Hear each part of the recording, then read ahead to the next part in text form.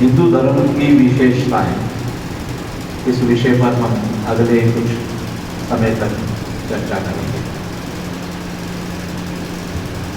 हम सब विश्व हिंदू परिषद के कार्यकर्ता हैं। हम विश्व हिंदू परिषद से जुड़े हैं।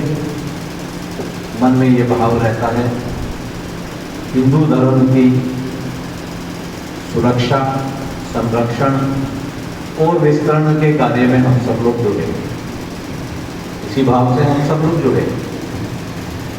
कोई भी कार्यकर्ता आता है, यही भाव से हमारे सामने अपना अनुरोध प्रस्तुत करता है और हम भी उनसे यही बात करते हैं। पर इससे एक कदम आगे बढ़ गए। हिंदू धर्म की विशेषताएं क्या है जिसके कारण विश्व हिंदू परिषद से जुड़ने में हम सब पूरे विश्व के कल्याण का कार्य कर सकते हैं, ऐसा हम सबके मन में भाव आता है। हम सब जानते हैं हमारी संस्कृति, हमारा धर्म सनातन है। हमारे धर्म का ओरिजिन किस वर्ष में हुआ हम सबको संज्ञान में नहीं है, इसीलिए इसको सनातन कहा जाता है। बाकी जितने भी पंथ हैं वो पंथ उनकी एक विधि है जिससे प्रारंभ हुए थे। हमारा धर्म ही सनातन धर्म है। सैकड़ों वर्ष पूर्व हम सबको सुनने को मिला है विदेशी शक्तियों ने, विदेशी ताकतों ने हमारे यहाँ पर समय समय पर आक्रमण करने प्रारंभ किया। हम सब जानते हैं सबसे पहले यहाँ शक आए, हूण आए, मुगल आए और समय समय पर वो हमारे पर आक्रमण करते थे, अत्याचार करते थे। हम उसका प्रतिकार करते थे, हम उन पर विजय भी प्राप्त करते थे। हमारी पराजय भी कभी कभी होती थी, पर हमने कभी भी हिम्मत नहीं हारी। एक बार हार होती थी, अगली बार हम पुनः विजय प्राप्त करते थे। ये हमारे धर्म की खासियत है। हमारा धर्म जो है वो हमें अपने कार्य को करने के लिए प्रत्येक समय संघर्ष करने की शक्ति देता है, संघर्ष करने का संदेश देता है। हम पराजय से चुप नहीं बैठते, हम वापस अजय होने की तरफ आगे बढ़ते हैं। ये हमारा ही धर्म है जो कि सभी धर्म के साथ में संभाव रखते हुए उदारता से, परोपकार से सह अस्तित्व के संदेश को देता है। ये हमारा ही धर्म है जो सभी को स्वीकार करते हुए अपने साथ में समाहित करके आगे बढ़ता है। ये खासियत किसी और धर्म में नहीं है, ये विशेषता किसी और धर्म में नहीं है। ये हमारा ही धर्म है जो वसुधैव कुटुंबकम के सिद्धांत को मानता है। हमारे लिए पूरा विश्व जो है वो एक है। हम पूरे विश्व की चिंता करेंगे, ये हमारा मानना है। हम हमेशा पूरे विश्व के कल्याण के लिए कार्य करेंगे, यही कार्य को हम लोग आगे बढ़ाते हैं। ये हमारा ही धर्म है जो कि हर समय ये संदेश देता है कि प्रत्येक को इस धरा पर रहने का उतना ही अधिकार है जितना हमें है। ये हमारा ही धर्म है जो प्रकृति और ब्रह्म, स्त्री या पुरुष, उन दोनों में कुछ भी भिन्नता नहीं मानता है। ये हमारा ही धर्म है जिसमें प्रकृति की पूजा भी उसी तरह से होती है जिस तरीके से ब्रह्म की होती है, और इससे आगे बढ़कर हम ब्रह्म का स्वरूप प्रकृति में मानते हैं। बाकी किसी भी और पंथ में ऐसा नहीं है। ये हमारा ही धर्म है जिसमें प्रारंभ से, आदिकाल से स्त्री और पुरुष दोनों एक बराबर हैं, दोनों के पास समान अधिकार है। हम सब देखते हैं कि हमारे यहाँ पर देव से पहले देवी का स्थान है। हमारी देवियां जो हैं उनका नाम पहले लिया जाता है। सीताराम हम बोलते हैं, राधा कृष्ण बोलते हैं। ऐसा किसी और पंथ में देखने को नहीं मिलता। आप सबको ये जानकर हैरानी होगी कि ये जो वेस्टर्न कंट्रीज हैं, जो पाश्चात्य देश हैं, जो ईसाईयत मानने वाले देश हैं, या फिर जो मुसलमान हैं, वहां पर आज तक महिलाओं को पूरा अधिकार नहीं मिलता है। विश्व का सबसे बड़ा देश, सबसे उन्नत देश गिना जाता है यूनाइटेड स्टेट्स, अमेरिका। अमेरिका में 1965 तक महिलाओं को वोटिंग राइट भी नहीं था, जबकि भारत में प्राचीन काल से महिलाएं ना सिर्फ प्रत्येक निर्णय में समान अधिकार रखती हैं, उस सबके साथ में हमने देखा है कि अनेकानेक महिलाओं ने सफल शासन भी किया है, सफल प्रशासन भी किया है, और अनेकानेक समय पर समाज का नेतृत्व किया है। ना सिर्फ सामाजिक नेतृत्व किया है, अनेक धार्मिक गुरु भी हमारे यहाँ महिलाएं हुई। शिक्षा में कभी भी भेदभाव नहीं माना गया है। दूसरे पंथों में आज भी भेदभाव सामने देखने को मिलता है। अभी हम सब ने देखा, हमारे से थोड़ी सी दूर ही है अफगानिस्तान। 20 वर्ष तक वहां पर अमेरिका और बाकी सब देशों ने, विश्व के सभी देशों ने लगभग प्रयास किया कि अफगानिस्तान को हम जो आजकल के संस्कार संस्कृति के संदेश हैं उसको दें। वहां पर पूरा कोशिश प्रयास की गई कि उनको शिक्षा प्रदान की जाए, उनको लोकतंत्र का महत्व बताया जाए, महिलाओं को शिक्षा मिले, ऐसा उनको संदेश दिया जाए। इसके लिए सबकी तरफ से प्रयास हुआ। भारत ने भी वहां पर जाकर वहां की पार्लियामेंट को बनाया कि वहां पर लोकतंत्र। 20 वर्ष तक पूरे विश्व ने यह कार्य किया। उसके बाद में क्या हुआ सबने देखा, 2 वर्ष पहले ही हुआ ना, वहां पर फिर से तालिबान का राज आया। और आज स्थिति यह है कि जैसे ही तालिबान दोबारा से आया, उन्होंने 20 दिन के अंदर वो 20 वर्ष की मेहनत जो थी पूरे विश्व की, उसको पानी डाल दिया। और आज स्थिति यह है कि वहां पर कोई भी बच्चियों को शिक्षा नहीं मिलती। किसी भी कार्य में महिलाओं का योगदान नहीं है। कोई भी गवर्नमेंट सर्विस में महिलाएं नहीं है, किसी भी प्राइवेट जगह भी काम नहीं है। उनको प्राइमरी शिक्षा भी उनको नहीं मिलती है। हम सबके सामने ऐसे अनेकानेक उदाहरण, पर हमारी संस्कृति, हमारा धर्म प्रारंभ से यही संदेश देता है कि हमें नारी का सम्मान करना। हमारे यहाँ विदेशी आक्रमणकारी भी आए, अगर उन्होंने आक्रमण किया, हमने उनको हराया, उसके बाद भी हमने उनको सम्मान दिया। हमारे धर्म की ये एक विशेषता है कि हम कभी भी किसी को कम नहीं समझते हैं। हम सब जानते हैं ना, पृथ्वीराज चौहान के ऊपर कितनी बार आक्रमण हुए, हम सब ने सुना है। उन आक्रमणों का परिणाम क्या हुआ? हर वर्ष आक्रमण होता था और आक्रमणकारी को धूल चटाई जाती थी, उसके बाद भी छोड़ दिया जाता था। उनकी नारियों को, उनकी महिलाओं को ससमान वापस किया जाता था। और जब उन्होंने, उस आक्रमणकारी ने 17वीं बार जब एक कुचक्र करके पृथ्वीराज चौहान को हराया, उसके बाद उन्होंने क्या किया, ये हम सबके सामने है। ऐसे उदाहरण हमारे धर्म, हमारी संस्कृति में नहीं है। ये हमारे धर्म की खासियत है कि हम हर समय संस्कारों को, हर समय अपने आदर्शों को अपने ध्यान में रखेंगे। शायद ये भी एक कारण है कि विश्व की अनेकानेक सभ्यताएं, अनेकानेक संस्कृतियां आज हमारे सामने नहीं है, पर हमारी सभ्यता, हमारी संस्कृति आज भी विश्व में हम सबके सामने है। और ना सिर्फ इतने संकटों के बाद भी हम आज पूरे विश्व को हर समय एक नया संदेश, एक नया ज्ञान देने की स्थिति में है। हम सबने देखा, अभी कुछ वर्ष पहले ही वैश्विक महामारी कोरोना आई।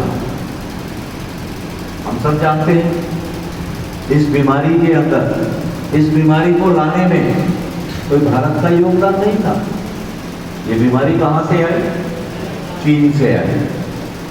और हम सब जानते हैं कि चीन ने ना सिर्फ इस बीमारी के बारे में छुपाया, ना सिर्फ विश्व को इसके बारे में कोई भी जानकारी नहीं दी, उस सबके साथ में जब ये महामारी फैल गई तो उन्होंने पूरे विश्व को अपने यहाँ से जो इस महामारी से निपटने के लिए जो संयंत्र चाहिए थे, जो मेडिकल अप्लायंस चाहिए थे, उन सबकी मुंह मांगी कीमत वसूली।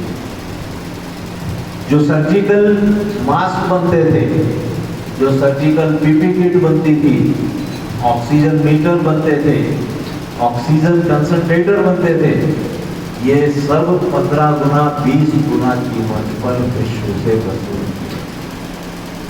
वहां की अपनी जनसंख्या के साथ तो उन्होंने दुष्प्रचार करके और उनसे छुपाकर इस बीमारी में उनको मुश्किल में डाला ही, पूरे विश्व को भी मुश्किल में डाला।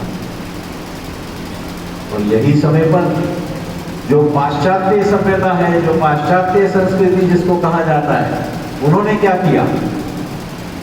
उन्होंने उस समय पर जब ये बीमारी फैली, जब वहां के प्रशासन ने वहां की जनता को, जो कि अपने आप को बड़े शिक्षित मानते हैं, जो कि अपने आप को बड़े सभ्य मानते हैं, चाहे वो यूरोप हो चाहे अमेरिका हो, जब वहां के शासन ने उनको कहा कि ये बीमारी आ गई है, आप सब लोग अब मास्क पहनो, आप सब लोग घर से बाहर मत निकलो, तो क्या हुआ?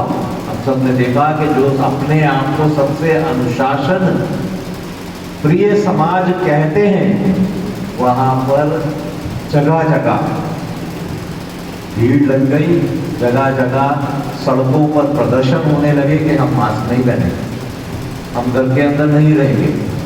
परिणाम ये हुआ कि वहां की सारी स्वास्थ्य सेवा उस समय ध्वस्त हो गई और सड़कों पर लोग मर रहे थे। ऐसी स्थितियां। ऐसे ही समय हमने क्या किया? हमारा ना तो इस बीमारी से कोई लेना देना था, ना हम इस बीमारी को बनाने वाले थे, और ना ही इस बीमारी से निपटने के लिए जो चीजें चाहिए, चाहे वो पीपी किट हो, चाहे सर्जिकल मास्क हो, चाहे वो वैक्सीन हो, ये सारी चीजों की सुविधा हमारे पास नहीं। हमारे यहाँ पर हमारे प्रशासन ने कहा ये एक महामारी आ गई है, हम सबको मिलकर इससे लड़ना है, हम सबको अपने घर में रहना है। लॉकडाउन लगा, याद है हम सबको लॉकडाउन लग गया था। हम में से हमारे परिवार सब घर में बैठ गए थे। इस लॉकडाउन में हम सब बजरंग दल के, विश्व हिंदू परिषद के कार्यकर्ता प्रशासन की बात को मानते हुए घर में तो रहे, उस सबके साथ में हमारे में से अनेकानेक कार्यकर्ताओं ने उस समय बाहर निकलकर, हमारे पड़ोस में कोई भूखा नहीं रहे, हमारे पड़ोस में किसी को भी असुविधा ना रहे, इस चिंता को करने का काम। हमने स्थान पे जाके घरों में हम फेस मास्क बनाते थे, बनाकर जाकर वितरित करते थे। हम स्थान पे जाके पीपी किट देते थे। और विश्व की अकेली संस्था हमारी ये बजरंग दल थी जिसने उस समय पर सैनिटाइजर बोतल का वितरण किया था। आप सबको मालूम है, हजारों की संख्या में सैनिटाइजर बोतल लेकर हम सब ने जाकर स्वास्थ्य कर्मियों को, सुरक्षा कर्मियों को और जो सफाई कर्मी है उनको स्थान पर जाकर हमने अपने हाथों से दिया। ये हमारे धर्म की विशेषता ही थी, जो कि हमको ये संदेश देती थी, चाहे कितना भी संकट आ जाए, चाहे कितनी भी मुश्किल आ जाए, हम उस मुश्किल से घबराएंगे नहीं। हम अनुशासन में रहकर, मर्यादा में रहकर अपने सभी अड़ोस पड़ोस के लोगों की चिंता करते हुए और हमारे में से जो वृद्ध हैं, जो कमजोर हैं, उनके स्वास्थ्य की चिंता करेंगे और साथ में प्रशासन का ध्यान देते हुए हम अपने समाज की चिंता करेंगे। ये विशेषता है हमारे धर्म की, जो ये संदेश, ये ज्ञान उस समय हमारे मन में। हम सब ने पूरा समय, जिस समय ये महामारी चल रही थी दिल्ली के अंदर, हमें CRT, आप सबको ध्यान है, एक CRT करके उस समय हमने संघ की तरफ से एक योजना बनी थी। उसमें विश्व हिंदू परिषद को कारक मिला था कि हमने प्रत्येक शमशान घाट में जाना है। जब दूसरी लहर चली, शमशान घाट में जाकर हम सब अंतिम संस्कार, जिनके साथ में ये दुखदाई जिनकी मृत्यु हुई है, हम उनका ध्यान करेंगे और अंतिम संस्कार करेंगे। तो इस काम को हमारे बजरंग दल के कार्यकर्ताओं ने, विश्व हिंदू परिषद के कार्यकर्ताओं ने उस समय किया।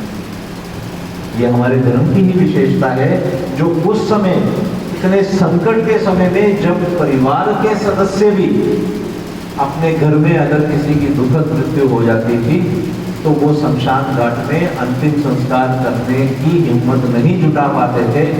हमारे कार्यकर्ता और हम सब लोगों ने मिलकर इस कार्य किया। ये हमारी ही विशेषता थी हमारे धर्म की, कि जिस समय पूरे विश्व के अंदर इस महामारी से निपटने के लिए, इस महामारी का मुकाबला करने के लिए PPE किट नहीं बन पा रही थी, फेस मास्क नहीं बन पा रहे थे, भारत में प्रशासन ने अनुरोध किया, भारत की फैक्ट्रियां जो उससे पहले एक भी सर्जिकल मास्क नहीं बनाती थी, आज विश्व की सबसे बड़ी सर्जिकल मास्क और PPE किट की प्रोड्यूसर बन गई।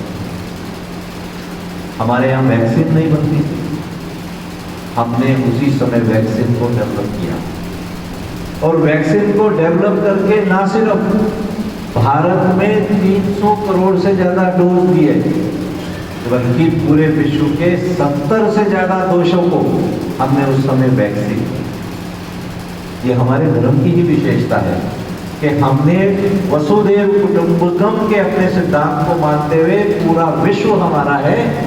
जब अमेरिका और इंग्लैंड इस समय पर पूरे विश्व से एक एक वैक्सीन का $200 मांग रहे थे, और साथ में ये बॉन्ड लिखवा रहे थे कि अगर इस वैक्सीन का कोई साइड इफेक्ट हुआ तो हमारे ऊपर कोई केस नहीं हो सकता, प्रशासन स्वयं जिम्मेवारी लेगी, वो देश जिम्मेवारी लेगा। भारत ने 70 देशों को फ्री वैक्सीन दी थी, और उसके बाद में भारत में कोई भूखा ना रहे, इसकी चिंता करते हुए 70 करोड़ लोगों को आज भी अन्न दिया जा रहा है। ये सिर्फ हमारे धर्म और हमारे संस्कृति की ही विशेषता है कि यहाँ पर सबकी चिंता करनी है, सबको भोजन मिलना है, सबकी सुरक्षा करनी है। इस कार्य को हम करते हैं। हमारे यहाँ पर सदियों से आक्रमण होते थे। जब आक्रमण होते थे, हम देखते थे क्या होता था। मोहम्मद बिन तुगलक आया, जितने भी यहाँ पर आए आक्रमण करते थे, और वहाँ के राजा को पराजित करना है, उसके बाद में वहाँ की जनता के साथ अत्याचार करना है, और हमारी बहनों के साथ, हमारी बेटियों के साथ दुराचार करना है। ऐसा उदाहरण हमारे धर्म, हमारी संस्कृति में नहीं मिलेगा। हमारे धर्म, हमारी संस्कृति में नारी की पूजा की जाती है। हम कभी भी एक विदेशी के साथ भी, या अपना विरोधी जिसको हम पराजित करते हैं, उनकी महिलाओं का कभी भी अपमान नहीं करें। हमारे यहाँ पर ऐसी स्थिति एक समय हो गई थी कि हम लोगों को अपने विवाह शादी भी रात को करने पड़ते थे। ऐसा हमारे यहाँ पहले नहीं होता था। विवाह शादी क्यों हमें रात को करने पड़े? क्योंकि जब बारात लेके निकलते थे, जिस समय विवाह शादी करने लगते थे, ये जो हमारे विदर्भी हैं, ये जो बाहर से आए हुए लोग जो उस समय यहाँ पर शासन कर रहे थे, ये सब लोग हमारी बहन बेटियों बहू को उठा कर ले जाते। इसलिए रात के अंधेरे में विवाह करना है। रात के अंधेरे में ही हम उनको डोली के अंदर छुपा के ले जाएंगे, ये कारण किया गया। आज भी दक्षिण भारत में विवाह जो है सुबह होते हैं, रात को नहीं होते हैं। ये ऐसी अनेक कुरीतियां हमारे यहाँ आ गई। सती प्रथा आ गई। सती प्रथा क्यों आई? क्योंकि इन विधर्मियों के अंदर, इन विधर्मियों के धर्म में ऐसे कोई भी मर्यादा, कोई भी आदर्श नहीं है। उनके लिए महिलाएं सिर्फ भोग विलास की वस्तु हैं, प्राणी भी नहीं माने जाते। उनके वहां तो आप सब जानते हैं ना, विवाह कहां कहां कर लिया जाता है।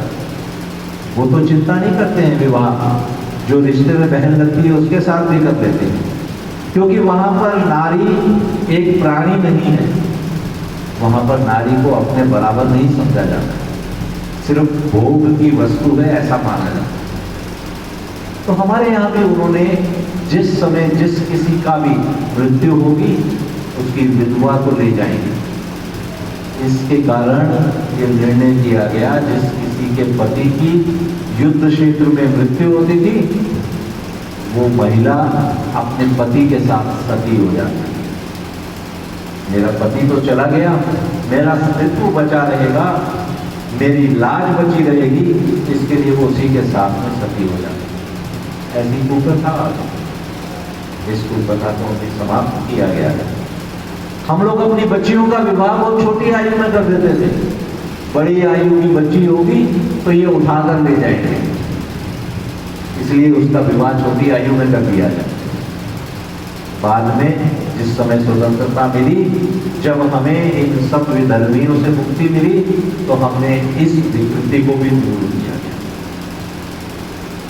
आप सब देखेंगे कि जो हमारे में ये समय समय पर कुरीतियां आनी शुरू हो गई, इन कुरीतियों को, ये हमारे धर्म की ही विशेषता है कि हम अपने आप उसको अब ठीक करते जा रहे हैं। ऐसा बाकी धर्मों में नहीं मिलेगा। अभी भी आप वहां चले जाएंगे तो वहां पर आपको ये देखने को नहीं मिलेगा। अभी भी आप देखते हैं ना कि कैसी स्थिति महिलाओं की मुस्लिम देशों में है। अभी भी उनको आज के हिसाब से, आज के धर्म और आज के संस्कारों को वो अपने यहाँ पर अपनाने को तैयार नहीं है। आज भी सभ्य समाज की सारी प्रणालियों को अपने यहाँ लेने को तैयार नहीं है, क्योंकि उनका धर्म कभी भी किसी भी नई परिस्थिति को स्वीकार करने को तैयार नहीं। हमारे यहाँ पर हम प्रत्येक परिस्थिति को स्वीकार करते हैं, प्रत्येक परिस्थिति को अपने साथ में ग्रहण करते हुए अपने आप में परिवर्तन लाते हैं।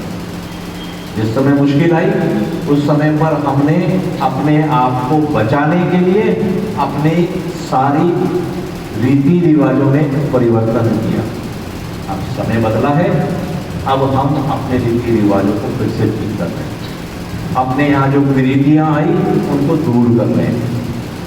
अभी भी कुछ कुरीतियां बची हुई हैं, ऊंच नीच की कुरीति अभी भी बची है, समाज में भेदभाव अभी भी बचा हुआ है। इसको अब हम सब लोग मिलकर ठीक कर रहे हैं।